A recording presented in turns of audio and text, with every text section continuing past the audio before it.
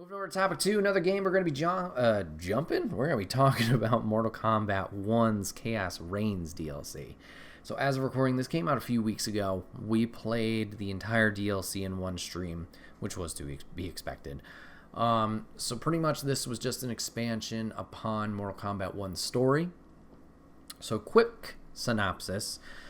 Since Mortal Kombat 9, we've kind of had more of a continuous storyline of what's going on in the Mortal Kombat universe.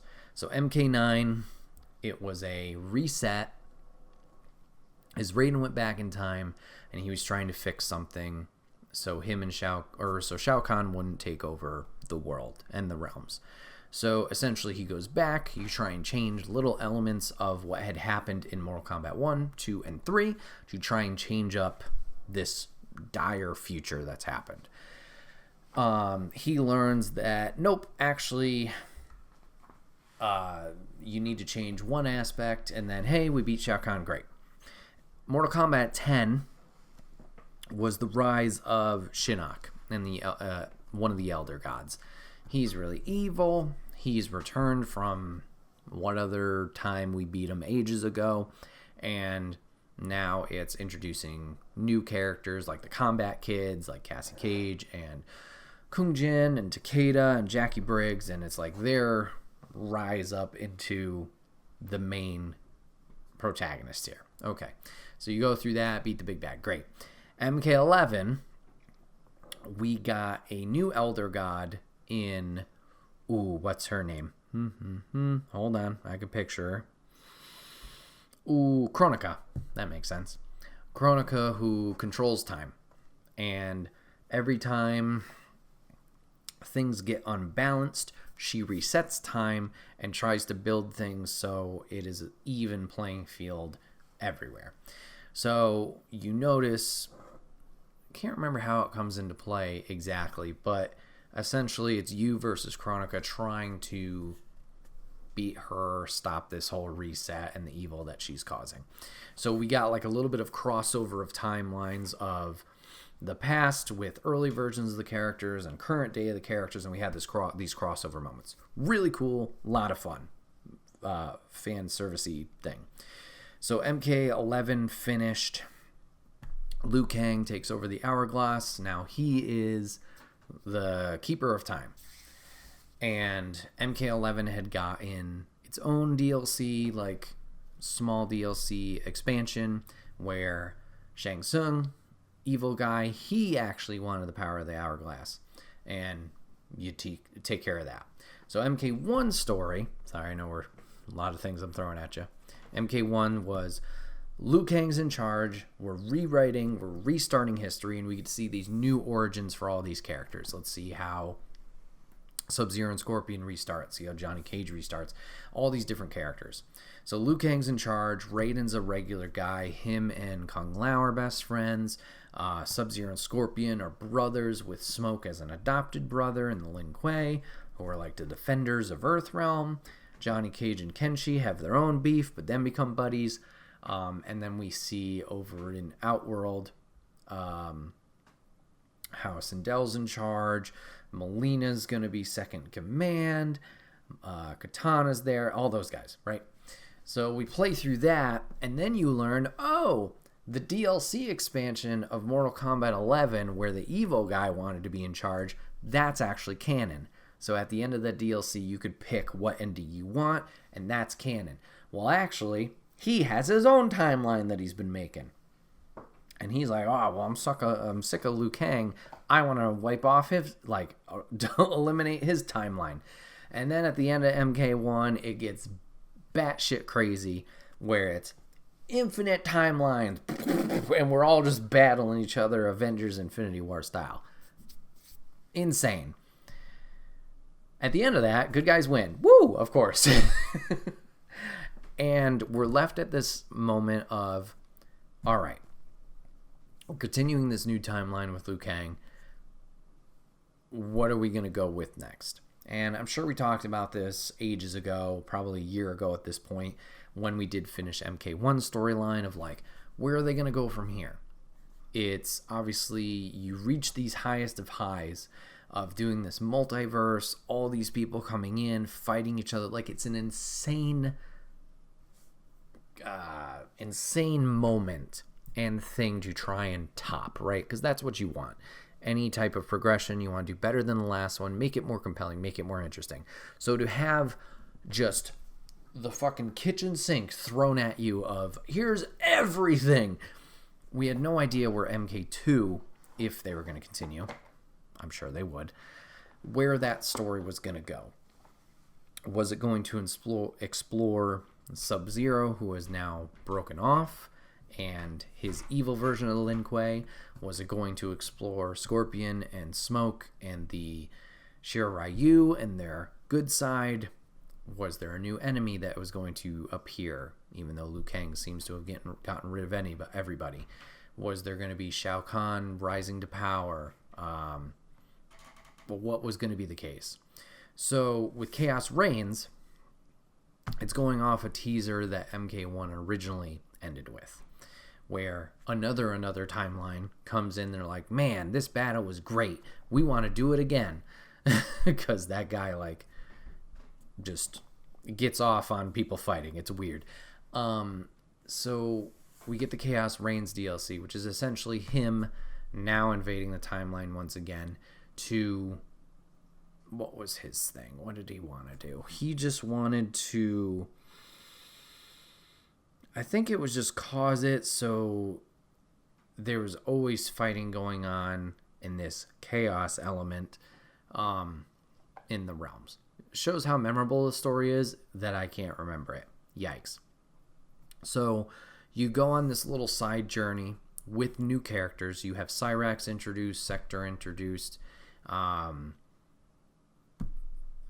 You play a little bit as Sub-Zero, but in a different capacity. And then you play as some of the characters from this new character's timeline that you didn't really get to play as too much in the original storyline, which is Rain and Tanya. Cool, great, whatever. So they go on this journey of trying to save Garrus, which is Liu Kang's, like, guardian of time. Try and save him and bring him back to the timeline he belongs to, or else that timeline is going to get Thanos snapped out of existence.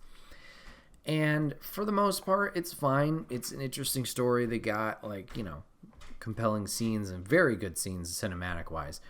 But once you get to the end fight, it just kind of ends. You get to see that this is how Sub-Zero in this timeline becomes Noob Saibot through this Chaos timeline. So you get to play as him, and he's super powerful. But then you just beat not Chaos, what's his name? Havoc. Havoc is doing all this. And he's kind of a chump, not gonna lie. And it just ends, and you're like, okay, great. What was the point of all that? So now it just leads to this moment of, once again, questioning, like, what is next? The only other developments we got from the Chaos Reign stuff and ending that story. So now Sub-Zero is more powerful as Noob Saibot. Him and Sector are buddy-buddy. They're going to keep building Lin Kuei. Cyrax, who was part of them, realized she's done wrong and is now on the good side and has joined Scorpion. That's it. So we're still in the same spot of, like, where do we go from here? It's just now Sub-Zero is a little bit more powered up.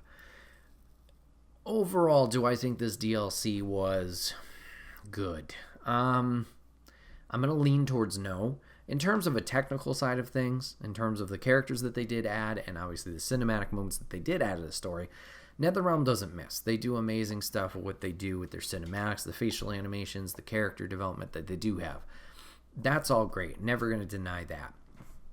I don't know if this expansion, which I think 2.5 hours it took me to get through, I don't know if it was really worth the $40 price point that it came at. Now, granted, that $40 price point was the 2.5 hour campaign. It was Combat Pack 2, which is Cyrax, Sector, Noob Saibot, all playable immediately. And then it is guest characters as Terminator, not Arnold Schwarzenegger, the second Terminator. I can't remember that actor's name, but he's bad. Conan the Barbarian, and Ooh, who was the last one? It's a guest character that was people were hoping for. Oh, Ghostface. So you get those guys, which I mean, cool. Whatever. You can only get that combat pack if you buy this story add-on DLC. So that kind of sucks. Then there's a lot of other updates they did add, like they added animalities. I don't know if that's exclusive to the combat pack or if that was just a free update. So, take that with a grain of salt. So yeah, it just, I don't know. It didn't feel like it really added anything. Obviously, in comparison, Mortal Kombat 11's add-on story, I would say similar length, 2.5, maybe 3 hours. So that's what I was expecting out of this. But that felt like higher stakes with going through the evil person trying to take over. We wouldn't know the exact stakes of it until we now came to play Mortal Kombat 1 of like, oh, that actually was a canon ending? Awesome. For some reason, that DLC itself just felt more worthwhile than what this was.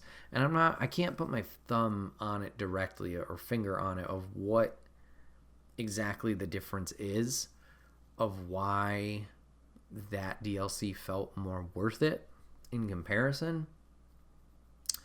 And I guess it's not fair to put too much of a harsh light on it, but yeah, just something here didn't click. I don't think it was the right thing to do. Well, not right thing to do. I don't know if it was a story worth exploring to kind of end up in the same spot of like, well, I don't know where we go from here, because it's still this crazy, insane high bar of like, how do you top everybody in the universe fighting each other and the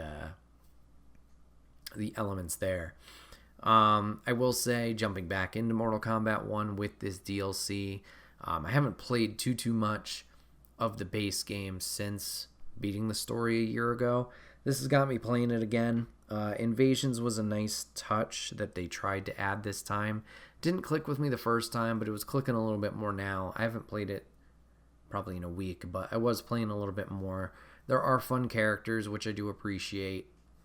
I think that's something that's been lacking a little bit, at least for me personally. Everybody else is obviously, it's up to you how you feel with the games. But MKX, I feel, had the most characters that I personally jumped into and had a fun time with and, was getting the hang of, while MK11, I absolutely loved for the story. I loved it for the history and the crypt.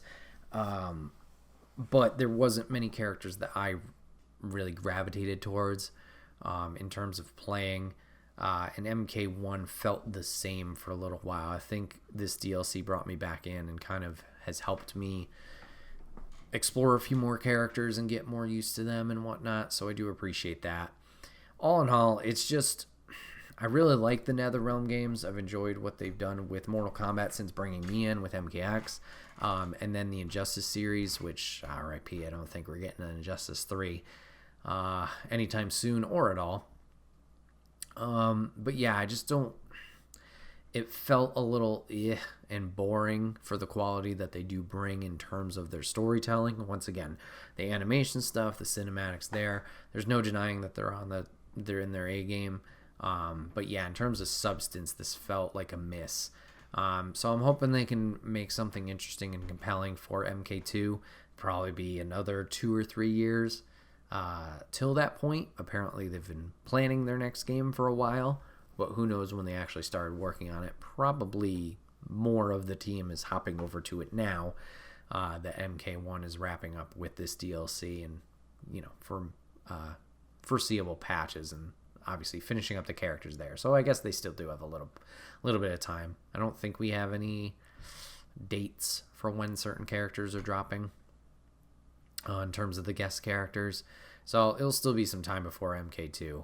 But hopefully whatever they are working on, that story is compelling and can kind of skirt us back in the right direction and make it fun again. Yeah. Chaos Reigns. Yeah, just didn't feel it.